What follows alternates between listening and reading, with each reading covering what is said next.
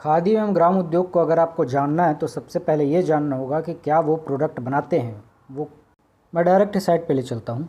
आपके प्रोडक्ट आप सबसे पहले जानिए कि अलसी का तेल, तो वहाँ से जो भी प्रोडक्ट निकल के आता है अलसी का तेल जैसे, या फिर आप कहें कि कोई स्क्वैश हो गया, यानी कि कोल्ड जो ड्रिंक्स हो गए, सॉफ्ट ड्रिंक होते हैं वो भी बनाए जाते हैं। कपड़े तो बनाए ही जाते हैं। आप देखेंगे कि घी भी बनाई जाती है। घी के अलावा अगर आप देखें तो और क्या है, डिज़ाइनर कपड़े बनाए जाते हैं खादी एवं ग्राम उद्योग के द्वारा। यहाँ तक कि डिटर्जेंट पाउडर और जो टॉयलेट साफ़ करने वाला लिक्विड होता है वो भी खादी एवं ग्राम उद्योग के द्वारा बनाया जाता है। तो ऐसे तमाम हैं, 7-8 इसके करीब ब्रांचेस है जिसमें जो है यह खादी एवं ग्राम उद्योग काम करता है। तो आप देख रहे हैं सामने अभी खादी एवं ग्राम उद्योग की साइट। तो श्री गुरु रुद्र कुमार जी हैं, ऑनरेबल मिनिस्टर ग्राम उद्योग संचालनालय रूरल इंडस्ट्री छत्तीसगढ़ के। देखिए डायरेक्ट ये मिनिस्ट्री की वेबसाइट है, हमारे छत्तीसगढ़ रूरल इंडस्ट्री की साइट है। तो यहाँ पास आपको लाने का मकसद ये है कि ये आपके जो सामने दिख रहा है जिसको कहते हैं हम हथकरघा, ये जो चीज़ें दिख रही ना, ये वाला, ये हथकरघा है। तो हथकरघा को लाने का जो पावरफुल टाइप का जो हथकरघा होता है उसको लाने का श्रेय जो जाता है हमारे बापू जी को जाता है, यानी कि गांधी जी को जाता है। ये गांधी जी, आपको पता है कि हमारे यहाँ जो भी अभी की डेट में अगर आप देखेंगे तो मिक्स्ड इकोनॉमी है। और मिक्स्ड इकोनॉमी में इसके पहले जो हमारी इकोनॉमी थी वो थी क्या, कि समाजवादी वाली इकोनॉमी थी, जिसमें हम ख्याल रखते थे लोगों का। लेकिन 1990 के बाद से आप देखेंगे कि कैपिटल को भी जो है ज़्यादा से ज़्यादा प्रोत्साहित किया गया। ऐसे जो कि प्राइवेट इंडस्ट्री उनको भी ज़्यादा से ज़्यादा प्रोत्साहित किया गया। पहले यह था कि इंडस्ट्रीज़ जितनी भी थी वो जो थी गवर्नमेंट के हाथ में थी पूरी तरीके से। तो सारी की सारी जो इंडस्ट्री है, मैक्सिमम इंडस्ट्री, वो गवर्नमेंट के हाथ में थी 1990 से पहले से। लेकिन उसका जब एलपीजी यानी कि लिबरलाइजेशन जब लाया गया, privatisation, LPG liberalisation, privatisation, globalisation 1990 के बाद आया जब, तो प्राइवेट सेक्टर को बढ़ावा दिया गया। तो उस समय के बाद से आप देखेंगे कि बड़ी बड़ी इंडस्ट्रीज़ जो हैं वो लगना चालू हो गई। और बड़ी बड़ी इंडस्ट्रीज़ के कारण ये जो थी पूरी तरीके से सेंट्रलाइज हुआ करती थी, किसमें, शहरों में से सेंट्रलाइज हुआ करती थी। तो हुआ ये कि अंधाधुंध दौड़ चली गई कैपिटल की, शहरों का ही विकास हो गया, शहर बढ़ते चले गए और गांव जो है वो पीछे चले गए। तो गाँव के विकास के लिए बहुत ज़्यादा ज़रूरी है क्या, तो ग्रामो उद्योग, रूरल इंडस्ट्री बहुत ज़्यादा ज़रूरी है गांव के विकास के लिए। और यही एडीओ के सिलेबस में भी दिया है कि ग्राम उद्योग को अगर आप बढ़ावा देते हैं तो गांव का विकास हो सकता है, आजीविका कैसे उनकी बढ़ सकती है। अब क्योंकि ये गांव का उद्योग है, ग्राम का उद्योग है, तो गांव से आपको अंदाज़ा लग गया होगा कि यहाँ के जो कच्चे माल जो भी मिलेंगे गांव में, गांव के अगल बगल के वन में जो भी कच्चे माल मिलेंगे उनका यूज़ करके आप कुछ प्रोडक्ट बनाएंगे। एग्ज़ाम्पल के तौर पर बांस का जो है आपने बना दिया क्या, खटिया, ठीक। दूसरा एग्ज़ाम्पल है कि आपने कोसा निकाल के कोसा का उत्पादन करके धागे बना दिए। तो गांव के लेवल पर कच्चे माल लेना और कच्चे माल से जो है आपको आगे बढ़ाना, आगे बनाना, उसको उसका प्रोडक्ट बनाना और उसके बाद उसको बेच देना। तो ये जो होगा वो क्या होगा, ग्राम उद्योग, यानी कि हम कहते हैं इसको रूरल इंडस्ट्रीज़। गांव और वन से आपको कच्चा माल लेना है और उसके बाद आप उसका प्रोडक्ट बनाना है। प्रोडक्ट क्या बना सकते हैं, तो बताते हैं कि आप जो है वो खादी का वस्त्र बना दीजिए, खादी का वस्त्र बना दीजिए। खादी का वस्त्र बना सकते हैं, कुछ मिट्टी के पॉट्स वगैरह बना सकते हैं। आपने देखा होगा कि बुद्ध की मूर्तियाँ रखी हुई हैं, देवी देवताओं की मूर्तियाँ रखी हैं, कृष्ण की, गणेश की, ऐसी मिट्टी की मूर्तियाँ जो बनाई जाती है वो यही माटी कला में आता है। और इसको सिखाया जाता है लोगों को, ग्रामीणों को, ट्राइबल कम्युनिटी हो गई, करते हैं जो गांव से बिलोंग करते हैं, उनको ये सिखाया जाता है कि किस तरीके से आप अच्छा और परिष्कृत, बहुत ही रिन्यूएबल तरीके से आप जो है वह मिट्टी के बर्तन बना सकते हैं। अच्छे अच्छे गणेश जी आप देखे होंगे हर बार बनते हैं। तो बोलते हैं कि इन्हें सिखाया जाता है, कहाँ के थ्रू, माटी कला बोर्ड के थ्रू। वैसे ही कपड़े जो है बहुत ज़्यादा डिज़ाइनर आजकल बनने लगे हैं। मोदी जी खुद भी जो है वह खादी को बढ़ावा देने के लिए खादी के वस्त्र पहनने लग गए। बहुत सारे मंत्री पहनते हैं खादी के वस्त्र के कपड़े पहनते हैं। तो आपने देखा। और इसके अलावा आप देखेंगे कि खादी को बढ़ावा देने के लिए एयर इंडिया भी आगे आई थी। सारा एयर इंडिया जो है इनका सामान लेके चली जाती थी। रेलवे मिनिस्ट्री ने तो डायरेक्ट बोल दिया था कि हम खादी का ही सामान या फिर कपड़ा या फिर जो है उनके प्रोडक्ट खरीदेंगे। रेलवे मिनिस्ट्री, एयर इंडिया, बहुत सारे जो है वो लोग इसे बढ़ावा देने के लिए। एक और बहुत अच्छा एग्जांपल इसका ये है कि हॉस्पिटल्स जो होते हैं ना, उन्होंने भी, गवर्नमेंट के हॉस्पिटल ने भी ये ऐलान कर दिया था कि अगर नर्सिंग के कुछ कपड़े आते हैं तो हम डायरेक्ट खादी से खरीदेंगे। तो ये इस तरीके से इनको बढ़ावा मिलता है। और आप अंदाज़ा लगाइए कि छोटा मोटा व्यवसाय नहीं करता है ये खादी ग्राम उद्योग, 3,000 करोड़ के अराउंड जो है ये व्यवसाय कर लेता है। तो यहाँ आपको बताने का मकसद ये था कि एक सराउंडिंग बनती है, ब्रेन एक डेवलप होता है, तो उस तरीके से जो है हम इसको आगे बढ़ाएंगे। तो छत्तीसगढ़ के लेवल पे अगर आप देखेंगे, वैसे तो इसका बहुत बड़ा है। नेशनल लेवल पे अगर आप देखें तो इसके टोटल 7 प्रभाग यानी कि जो डिवीज़न पढ़ते हैं, उसमें से आप देखेंगे केमिकल्स भी पड़ता है, साथ ही आप देखेंगे इंजीनियरिंग वाले जो उद्योग होते हैं वो भी इसमें पढ़ते हैं, और आप देखेंगे कि माटी कला तो है ही ऑब्वियसली। लेकिन छत्तीसगढ़ के लेवल पे अगर हम देखें तो एक आता है खादी, दूसरा आता है माटी कला, तीसरा आता है रेशम, और 2 ऊपर आप देखिए हस्तशिल्प और हथकरघा। तो ऐसे 5 जो चीज़ें हैं मेन है हमारे छत्तीसगढ़ में। वैसे तो ये अपने आप में एक अथाह महासागर है, और यहाँ पास आपके सामने जो है वो तमाम चीज़ें लिखी हुई है। आपको अगर खादी ग्राम उद्योग बोर्ड पढ़ना है, माटी कला बोर्ड पढ़ना है, इतना ही अगर आपको बहुत डिटेल में पढ़ना है अगर, तो आप इसकी वेबसाइट में चले जाइए। डायरेक्ट सामने आपके छत्तीसगढ़ ग्राम उद्योग की वेबसाइट है, और इसमें तमाम चीज़ें लिखी हुई है ऊपर से नीचे तक, एकदम अथाह महासागर जैसे। कुंभकार टेरिकोटा योजना और विभिन्न प्रकार की योजना, आवासीय प्रशिक्षण योजना, माटी शिल्प कुंभकार पंजीयन।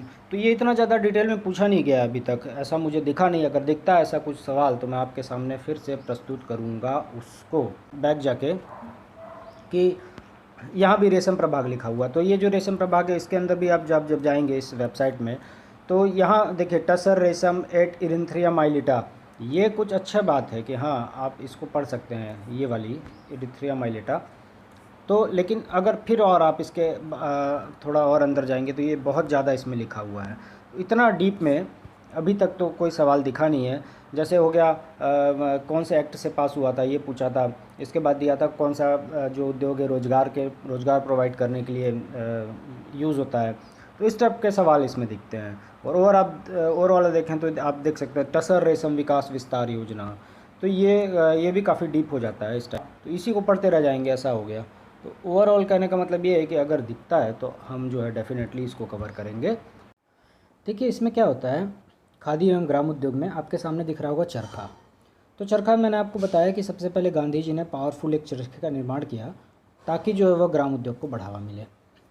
सामने आपके जो है ये महिला दिख रही हैं, जो कि 2 उसमें बांटा गया है। हथकरघा उद्योगों में कर्तिन होता है और एक बुनकर होता है, ये जो है काटने का काम करता है, और एक होता है बुनकर, यानी कि ये बुनने का काम करेगा। तो कर्तिन का काम क्या है कि जैसे ये हल्के हल्के आपको जो धागे दिख रहे हैं, ये वाले धागे, ये जो धागे दिख रहे हैं आपको, ये ना एक गड्डी ऐसे करके गिड्डी बनती है ना उसकी, इस तरीके से गिड्डी बनती है धागे की, आपने देखा होगा घरों में यूज़ होती है जो कर्तिन। तो ये जो धागों की गड्डी है, ऐसे धागों को एक एक ऐसे स्लाइड बाई स्लाइस करके ऐसे लेके आता है, वो कर्तिन का काम है। और बुनकर जो है डायरेक्ट कपड़ा बना देता है, बुनकर। तो ये 2 लोग होते हैं, कर्तिन और बुनकर। ओवरऑल अगर आप देखेंगे कि आखिर इससे किस प्रकार के सवाल उठे हैं, तो आप देखेंगे कि खादी एवं ग्राम उद्योग बोर्ड जो होता है उसका फंक्शन क्या है, वर्क क्या है। बहुत ईजी है, ये आपसे बन जाएगा। मंत्रालय किसके अधीन आता है ये, तो बताते हैं कि MSME यानी कि माइक्रो स्मॉल मीडियम एंटरप्राइजेस के अधीन आता है। ये सिंपल सा क्वेश्चन है, इसमें तो ये भी नहीं पूछा है कि MSME को माइक्रो क्या होता है, माइक्रो इंडस्ट्री क्या होती है, स्मॉल इंडस्ट्री क्या होती है, और मीडियम इंडस्ट्री क्या होती है। बहुत ऊपर का सुपरफिशियल लेवल का क्वेश्चन है ये भी। तीसरा क्वेश्चन है कि अगर आपसे मैं ये बोलूँ कि रोज़गार उपलब्ध कराता कोई मंत्रालय है, तो आप बताएंगे हाँ भैया है। कौन सी? MSME मिनिस्ट्री है, माइक्रो स्मॉल मीडियम एंटरप्राइजेस। ये भी ऊपर सुपरफिशियल लेवल का। किस एक्ट के तहत बनाया गया था? 1956 एक्ट के तहत बनाया गया था। तमाम चीज़ें हम देखेंगे। देखिए यहाँ पास आपको कुम्हार, चूना, POP, प्लास्टर ऑफ पेरिस लिखा हुआ सामने आपको दिख रहा है। तो ये जो अगर बड़े लेवल पे हो रहा है, ये सारी चीज़ें चूने का काम होता है। आपको पता है कि रायपुर, इसके अगल बगल का जो भी क्षेत्र है, महानदी के मैदानी घाटी वाला वो चूना प्रोडक्ट के लिए बहुत ज़्यादा फेमस है। तो अगर ये बड़े लेवल पे हो रहा है तो वो उद्योग की श्रेणी में जाएगा, छत्तीसगढ़ में ये उद्योग की श्रेणी पे जाएगा। लेकिन अगर ये छोटे लेवल पे हो रहा है, एक स्मॉल स्केल में हो रहा है, तो हम इसको ग्राम उद्योग, रूरल इंडस्ट्री में रखेंगे, इसको हम ग्राम उद्योग में रखेंगे। एग्जाम्पल के तौर पर अगर मैं बात करूँ, कत्थे का काम होता है हमारे यहाँ, कत्था खैरवार जनजाति के द्वारा निकाला जाता है और इसका एकमात्र उद्योग जो है सरगुजा वुड प्रोडक्ट है। सरगुजा वुड प्रोडक्ट है जो कि अंबिकापुर वाले एरिया में स्थित है, राज्य का एकमात्र है। तो ये जाता है डायरेक्ट उद्योग में क्योंकि ये बड़े लेवल पर काम हो रहा है। लेकिन अगर यही जनजाति छोटे छोटे लेवल पर इसको इकट्ठा कर रही है और छोटे लेवल पर इसका काम अगर हो रहा है तो हम इसको रखेंगे कहाँ, ग्राम उद्योग, रूरल इंडस्ट्री में रखेंगे। दूसरा एग्जाम्पल है आपका कि चावल हमारे यहाँ होता है, कृषि हमारे यहाँ जो है वो उद्योग वाला काम होता है। तो हम कहते हैं उसको, ये जो काम हो रहा है ये उद्योग के लेवल पे काम हो रहा है, लेकिन वही चावल का अगर आप छिलका उतार रहे हैं तो इसका मतलब ये ग्राम उद्योग हो गया। शक्कर का कारखाना हमारे यहाँ है, भोरमदेव में है, आपको पता है दंतेश्वरी है, भोरमदेव है, महामाया शक्कर कारखाना है सूरजपुर में, महामाया। तो ये अगर है तो ये उद्योग की श्रेणी में आएगा। लेकिन वहीं आप उसी शक्कर गन्ने से गुड़ का निर्माण कर दे रहे हैं तो आपका जो हो गया ये micro small medium enterprises rural industry में आ जाएगा, ग्राम उद्योग में आ जाएगा, यही चीज़। तो होपफुली आपको क्लियर हुआ होगा कि ग्राम उद्योग और उद्योग में कैसे डिफरेंस है। तो खादी क्या होता है कि कपास, रेशम, ऊन, ये अगर हाथ से कते जा रहे हैं, देखिए कतना एक अलग वर्ड है। कतना मतलब उससे ना थ्रेड्स निकालना होता है, थ्रेड निकालना, उससे हम लोग सूत निकाल रहे हैं। सूत मतलब ये शुद्ध हिंदी वर्ड हो गया, सूत निकाल रहे हैं, धागा निकाल रहे हैं या फिर थ्रेड निकाल रहे हैं अगर आप उससे, किससे, कपास, रेशम, ऊन से। और हाथ का यूज़ होना चाहिए। लेकिन अगर मशीन, बड़ी मशीन का यूज़ हो गया तो बड़ी मशीन अगर यूज़ होता है तो वो उद्योग, इंडस्ट्री की श्रेणी में चला जाता है। और वही छोटे लेवल पर हाथ से अगर काम करते हैं हम तो वो ग्राम उद्योग की श्रेणी में चला जाता है। कहने का मतलब रूरल इंडस्ट्री की श्रेणी में चला जाता है। तो खादी का मतलब ये है ग्राम उद्योग। नाम से पता आपको चल रहा होगा कि गांव का उद्योग है। तो गांव कैसा होना चाहिए, तो बताते हैं कि वो गांव नहीं, वो राजस्व ग्राम होना चाहिए। अगर राजस्व ग्राम में ऐसा कुछ काम हो रहा है, कपास, ऊन, सूत से काटे जा रहे हैं, तो वो होगा क्या, खादी एवं रूरल इंडस्ट्री। 20,000 पीपल वाला कोई कस्बा है, अंबिकापुर मान लीजिए, अंबिकापुर के अगल बगल के बहुत सारे क्षेत्र हैं, वहाँ छोटे से कस्बे में 20,000 की जनसंख्या है, एग्ज़ाम्पल है। और वहाँ पास आप एज्यूम कीजिए, सोचिए कि वहाँ पास जो है हाथ से सूत की कटाई हो रही है, चरखे से सूत की कटाई हो रही है, गांधी जी, बापू जी वाले चरखे से सूत की कटाई हो रही है ना। मैंने आपको बताया था कि करतीन होता है एक, और एक होता है कौन, बुनकर। करतीन का कातने का काम करता है, कातना मतलब होता है धागा निकालना, थ्रेड निकालना। बुनकर मतलब वो जो धागा निकला है जो गिड्डी में है उसको वो बुन देता है, मतलब उसको बुन कर वो क्या कर देगा, कपड़ा बना देगा, कुछ फरिया बना देगा। फरिया मतलब छोटा कपड़ा, क्लॉथ को बोलते हैं, है ना, वो बना देगा। तो बोलते हैं स्थायी पूंजी कितनी होनी चाहिए भैया, 50,000 का कम से कम इन्वेस्टमेंट करो, आप इतना इन्वेस्टमेंट करो तो हम मानेंगे कि खादी ग्राम उद्योग की श्रेणी में है। 5 लाख 5 करोड़ का इन्वेस्टमेंट कर दिया, बोल रहे हैं नहीं भैया, इंडस्ट्री की श्रेणी में चला जाएगा। तो आपको क्लियर हो गया कि खादी क्या है और ग्राम उद्योग क्या है। आपको पता है कि हमारे यहाँ जो शहर है वो 20% जो है वह शहर है हमारे यहाँ, लगभग अराउंड 80% हमारा गांव है हमारे प्यारे भारत देश में। इसीलिए हमारा जो भारत देश है वो गांव का देश कहलाता है, ग्राम का देश कहलाता है। तो अगर आपको भारत का विकास करना है तो ऑब्वियसली 80% गाँव का विकास करना पड़ेगा। गाँव का विकास तभी होगा जब गाँव के लेवल पर कच्चा माल आप उठाएंगे, और कच्चे माल को उठाएंगे आप इसी से जो है प्रोडक्ट बनाएंगे। क्या बनाएंगे, इसी से कुछ चीज़ बनाएंगे। जैसे मिट्टी की चीज़ें हो गई, मिट्टी आपको बनाना है, ठीक। तो अगर आप इस लेवल पे काम करते हैं तभी भारत का वास्तविक विकास होगा। और यही जानकर 1956 में आज़ादी के 10 साल बाद लगभग आप देखेंगे 1956 में एक एक्ट लाया गया खादी एवं ग्राम उद्योग विलेज इंडस्ट्री के तहत। तो वो जो एक्ट था वो 1956 में लाया गया और यही सवाल एडीओ में पूछ दिया। तो खादी एंड विलेज इंडस्ट्री उस एक्ट के तहत जो है वो बनाई गई और ये किसी और नहीं, एमएसएमई मंत्रालय, माइक्रो स्मॉल मीडियम एंटरप्राइजेस के अंदर रखा गया इसे। और यही सवाल जो है एडीओ में फिर से पूछ दिया। अब मैं बोलता हूँ इसका हेडक्वार्टर कहाँ है, ये इतनी बड़ी इंडस्ट्री है, ये इतना बड़ा आयोग है, इसका हेडक्वार्टर कहाँ है, तो बताते हैं आमची मुंबई, मतलब मुंबई में, आमची कुछ नहीं है, आमची बोलते हैं ऐसा, तो मुंबई में है इसका हेडक्वार्टर। बोले कि सर आप लोग जो है मुंबई में रहिए और आपको हम संवैधानिक नहीं बनाएंगे। संवैधानिक कहने का मतलब है संविधान में जगह नहीं है इसकी, आपको हम सेंटर गवर्नमेंट के अंदर बनाना चाहते हैं कि आप सेंटर गवर्नमेंट का कहना मानिए। सेंट्रल गवर्नमेंट अगर आपको पैसा देगी तो आप लेंगे, सेंट्रल गवर्नमेंट नहीं देगी तो नहीं लेंगे। सेंट्रल गवर्नमेंट आपकी तरफ कंट्रोल करेगी, केंद्र सरकार, इसलिए आपको हम बोलते हैं वैधानिक बॉडी। तो ये एक वैधानिक निकाय है। तो ये भी सवाल जो है पूछा सकता है आप। 1956 मोस्ट इम्पॉर्टेंट। फिर बोलते हैं कि ये जो है जब बन गया, स्थापना हो गई, मार्केटिंग वार्केटिंग काम करना है, ये काम का नहीं, आपको ध्यान में मत रखिएगा, हरा वाला। तो एक बात ये हो गया कि जब सेंट्रल गवर्नमेंट के अंदर में इसको दिया गया, तो सेंट्रल गवर्नमेंट वित्त देती है, किसको देती है, खादी ग्राम उद्योग आयोग को देती है, यहाँ से डायरेक्ट है ना, ये इसी के पैरेलल में दे दी पैसा। और ये जो पैसा कौड़ी जो भी दिया गया है इनको, वित्त जो भी दिया गया, फाइनेंस दिया गया है, ये जो फाइनेंस है ये डायरेक्ट उनके नीचे लेवल पर, यानी कि जो इनके स्टेट में ऑफिस होंगे उनको जाता है। और वो जो स्टेट के ऑफिस है ये बताते हैं कहाँ कहाँ है, तो ये नाम दिया हुआ है, दिल्ली में है, भोपाल में है, कलकत्ता में है। ऊपर के 3 तो याद हो जाएंगे आपको, दिल्ली भोपाल कलकत्ता, है ना। मुंबई तो याद हो गया, दिल्ली भोपाल कलकत्ता इनका जो है वह एरिया है। गुवाहाटी बंगलुरु याद रख लीजिएगा बस। तो दिल्ली भोपाल कलकत्ता इनके जो है ये एरिया है। और इसके बाद ये जो आपको ये वाला एरिया है, आपको पता चला ना, स्टेट में गया पैसा, और उसके बाद जो है छन के आता है पैसा कहाँ, तो बताते हैं सेल्फ हेल्प ग्रुप को दे देंगे। गांव का कोई सेल्फ हेल्प ग्रुप हो गया, कोई बोर्ड अगर बन रहा है खादी ग्राम उद्योग बोर्ड, उसको दे देंगे। कोई सहकारी संस्था है ना भैया, तो उसको भी दिया जा सकता है। तो इस प्रकार ये जो पैसा है सबसे पहले आयोग में, आयोग के थ्रू उनके जो ऑफिस है रीजनल वहाँ, और उसके बाद फिर यहाँ पास ये पहुँच जाता है कहाँ, SHG खादी ग्राम उद्योग बोर्ड। तो पैसा इस प्रकार से चलता है, यहाँ तक पहुँचता है ये, ठीक। तो बोलते हैं कि आपने जो है वह खादी ग्राम उद्योग का क्या इंपॉर्टेंस, तो आपको पता चलता है कि बेहद कम निवेश में काम हो जाता है। लोकल लेवल पर कच्चा माल मिल जाता है, तो लोकल लेवल पर मिलेगा तो ऑब्वियसली ट्रांसपोर्टेशन का चार्जेस बच जाएगा।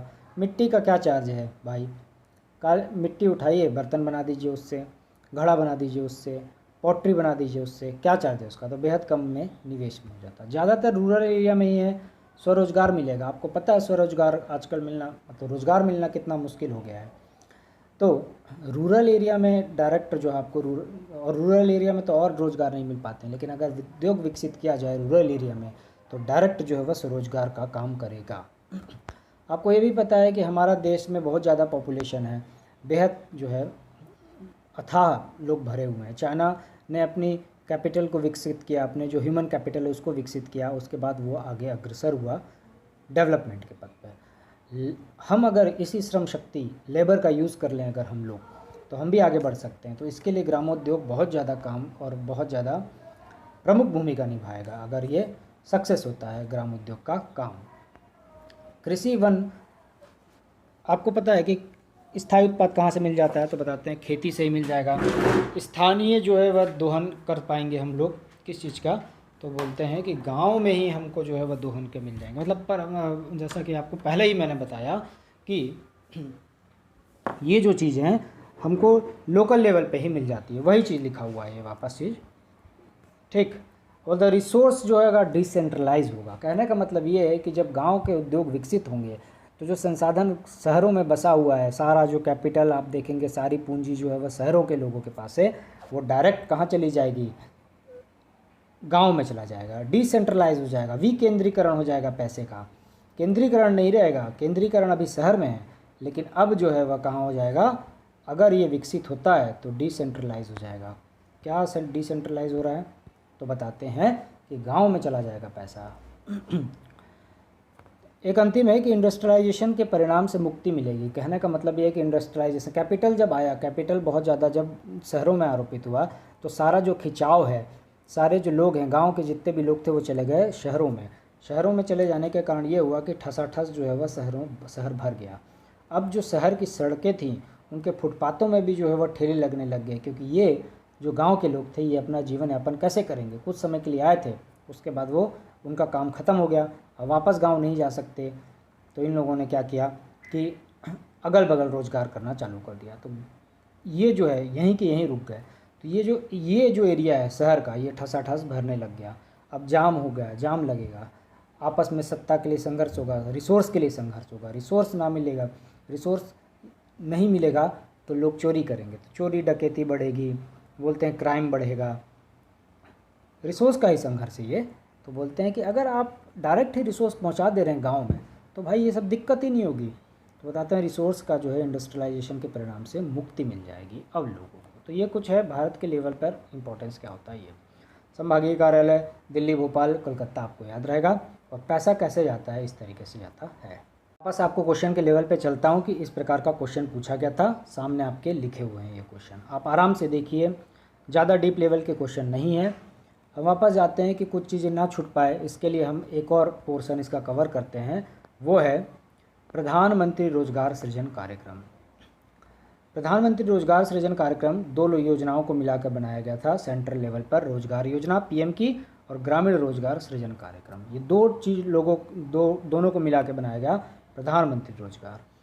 हाँ, इसमें 10% जो है वह आदमी खुद लगाता है, अगर वो सामान्य कैटेगरी से अगर होता है तो वो 10% लगाता है, और अगर schedule caste, schedule tribe, OBC, minority, north east का है, आर्मी ऑफिसर है कोई रिटायर्ड वाला, अगर ये हैं, समझ रहे हैं आप, तो वो 5% लगाएंगे। कौन? Schedule caste, schedule tribe, OBC, minority, north east, army officer हैं तो वो 5% लगाएंगे। बोलते हैं 1 लाख का कुछ देना है आपको, ठीक। तो 1 लाख का 10% सामान्य लोन मिलेगा आपको। लोन अगर आपको मिलता है तो 25% माफ़ हो जाएगा। कहने का मतलब ये है कि लोन अगर 1 लाख रुपए का मिला तो उसका 25%, लोन अगर 1 लाख रुपए का मिला है, 1 लाख का 25% यानी कि 25,000 उसका माफ़ हो जाएगा। यानी कि डायरेक्ट आप 25,000 आपको देना ही नहीं है। आपको कितना देना है बताते हैं कि आपको देना है 75% आपको देना पड़ेगा। जनरल का अगर है तो वह देगा कितना, 75% देगा। और अगर वह कम्युनिटी से बिलोंग करता है, विशेष समुदाय से बिलोंग करता है, तो 35% उसका माफ़ हो जाएगा, आपको देना ही नहीं है। 1 लाख का 35%, 35,000 आपको नहीं देना, आपको देना कितना है, 65%। 7 साल तक आप वापस कीजिए। ये था प्रधानमंत्री की रोजगार सृजन कार्यक्रम। लेकिन पूरा कवर कर लीजिए आप। छत्तीसगढ़ में मुख्यमंत्री रोजगार सृजन कार्यक्रम लाया गया 15 अगस्त 2017 को। 15 अगस्त बहुत ईजी है, 2017 आपको याद रखना है। बोले कि लोन देंगे आपको, हाँ बैंक लोन दे देगा। बोले किसको दोगे, तो शिक्षित होना चाहिए युवक युवती। अशिक्षित रहेगा तो नहीं मिलने वाला, लिख के ले लीजिए आप। शिक्षित होना चाहिए युवक युवती। प्रोडक्ट बनाएंगे इन लोग अपना या फिर सर्विस बनाएंगे, 2 में से एक काम कर सकते हैं। लोन देगा बैंक, या तो आप क्या कीजिए, सर्विस प्रोवाइड कीजिए। सर्विस प्रोवाइड करेंगे तो मैं आपको 1 लाख रुपए दूंगा बोलता है बैंक। और अगर आप मैन्युफैक्चरिंग कुछ कर रहे हैं, कुछ बना रहे हैं, साबुन टिकिया बना रहे हैं, डिटर्जेंट बना रहे हैं, खादी का कपड़ा बना रहे हैं, तो 3 लाख दूंगा बोलता है। कहाँ? मुख्यमंत्री रोजगार सृजन कार्यक्रम में।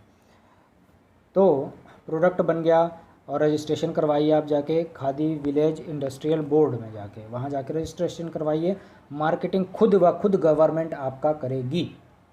ये पूरा एक कार्यक्रम है कि मुख्यमंत्री रोजगार सृजन कार्यक्रम कैसे चलता है, किस दिशा में चलता है, तो आप बताते हैं इस दिशा में चलता है। ये देखिए, बैंक ने लोन दिया शिक्षित युवक युवती को, प्रोडक्ट बना तो रजिस्ट्रेशन करवाइए, और रजिस्ट्रेशन करवाया है अगर आपने तो बाकायदा वह खुद हाट बाज़ार में आपका प्रोडक्ट बिकवाने का गारंटी लेती है गवर्नमेंट। बोले 1 लाख दूंगा मैं आपको, 35% माफ़ हो जाएगा एज अनुदान, ठीक।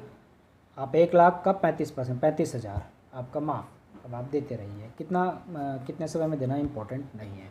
तो ये 2 स्कीम्स थी, प्रधानमंत्री रोजगार सृजन कार्यक्रम और मुख्यमंत्री रोजगार सृजन कार्यक्रम। तो हमारे यहाँ भी प्रोडक्शन यूनिट है जो सूत कताई और खादी बनाने का काम करते हैं, जिसमें महिलाएं मुख्यतः है। बोलते हैं कि ये सामने आपके लिखा हुआ है, याद कैसे करेंगे, तो देवर जो है वो कौन है, कुंवर साहब है। देवर जो है वह कुंवर साहब है जो रेशम का कपड़ा पहने हुए हैं, हाथ में 3 फल लिए हुए हैं, और मैनपुर के जो देवी है उसके पास ये जाते हैं। कुंवर जो कि देवर हैं वो हाथ में क्या लिए हुए हैं, रेशम का कपड़ा पहने हुए, त्रिफल 3 फल लिए हुए हैं, मैनपुर की देवी के पास जाते हैं डामर वाली रोड से, डिमरापाल, डामर, डमरा है ना, डिबरा वाली रोड से आते हैं। तो आपको ये नाम याद हो जाएंगे। यहाँ से इन्होंने बनाया, पूरा सूत वूत काट के इस यूनिट से बनी, महिलाओं ने बना दिया। अब ये सारा सामान जो है वो कहाँ जाएगा बताते हैं। ये बन गया तो विक्रय के लिए आप भेज दीजिए कहाँ, RBJ, रायपुर, बिलासपुर और जगदलपुर। गवर्नमेंट खरीद लेगी यहाँ से। विक्रय के लिए भेजा जाता है इस सारे सामान को रायपुर, बिलासपुर और जगदलपुर में। ये जो सूत कताई वाली महिलाएं हैं, इनके भविष्य के लिए कुछ काम करोगे, गवर्नमेंट ने बोला करेंगे, 50,000 का बीमा देते हैं आपको। और भविष्य जमा में आपको कुछ नहीं करना है, 12% आप जमा कीजिए और आपका कामगार कल्याण कोष के तहत जमा होते जाएगा। वो 12% आप जमा कीजिए बस, ठीक है, भविष्य निधि में। अरे पेंशन मिलती है लास्ट में, वही उसी के बारे में बात हो रही है, भविष्य निधि में जमा करने की। तो 50,000 का बीमा और भविष्य निधि में जमा करवाने का है। ये दो चीज़ है। 9 पाए यूनिट ट्रिक के माध्यम से आपको याद हो जाएगी। देखने के लिए बहुत बहुत धन्यवाद। न्याय तभी हो सकता है इस टॉपिक का, क्योंकि ये टॉपिक बहुत ज़्यादा बड़ा था। तो न्याय करना तर्क संगत तभी हो पाया जब आप उसको समग्र पूरे रूप से करेंगे आप अध्ययन।